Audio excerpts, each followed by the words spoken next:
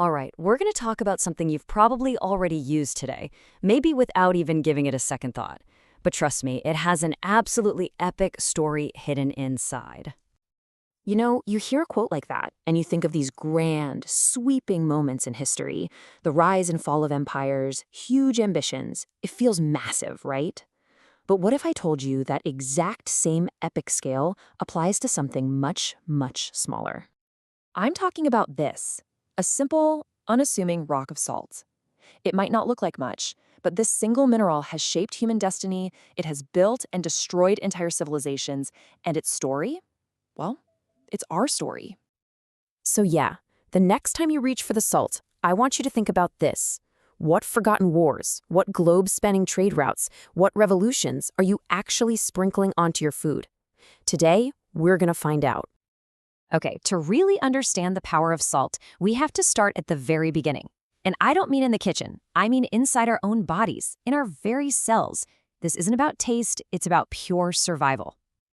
Get this number in your head, 16 pounds. That's about how much salt a person doing really hard physical labor in a hot climate might need in just 1 year, all just to replace what they lose through sweat. Without it, your body simply starts to shut down. And here's the really terrifying part. Unlike hunger or thirst, your body doesn't send out an urgent craving for salt until you're already in serious trouble. So for early humans, securing a reliable salt source wasn't some kind of luxury. It was an absolute life or death mandate. Now, this biological need turned into a full-blown crisis thanks to two huge shifts in human history. First, the agricultural revolution. We switched from eating salty red meat to mostly vegetables. Second, we started raising livestock, and animals like cows need way more salt than we do. All of a sudden, our entire way of life depended on a desperate quest for salt. So once we figured out how to get enough salt just to stay alive, we discovered its next superpower, the ability to stop time. Salt became our first truly great food technology. By conquering decay, it allowed us to store food for months, even years. I mean, the Egyptians were salting fish and birds 5,000 years ago.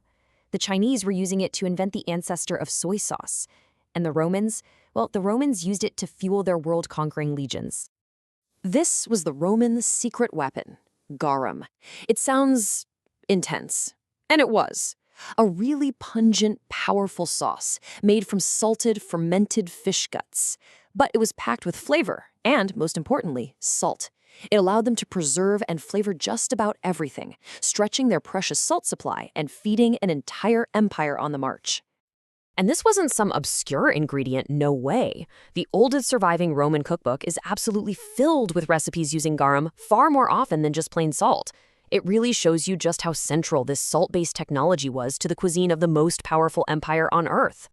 So we've gone from a biological need to a world-changing technology. But salt's importance just kept on growing. It was about to become the actual currency of power. Ever hear the phrase, worth your salt? Well, this is where it comes from. The word salary comes directly from the Latin salarium, which was the money Roman soldiers were given specifically to buy salt. They were literally being paid in or for salt. So how in the world do you build an empire on a simple mineral? How do you fund wars and control entire populations with it? Well, it turns out the methods were remarkably similar all across the globe. The playbook was surprisingly consistent. First, you tax it. The French salt tax was so hated it actually helped spark the French Revolution. Second, you create a monopoly on it, which is what Chinese emperors did to fill their treasury. You also fight wars over it. In fact, the first recorded war in Chinese history was over a salt lake. And finally, you build entire trade empires on it, just like the Venetians did by controlling all the salt routes. For thousands of years, salt was front and center in geopolitics. But with the Industrial Revolution, its role didn't shrink. Not at all. It just kind of went underground, becoming the hidden backbone of our entire modern world.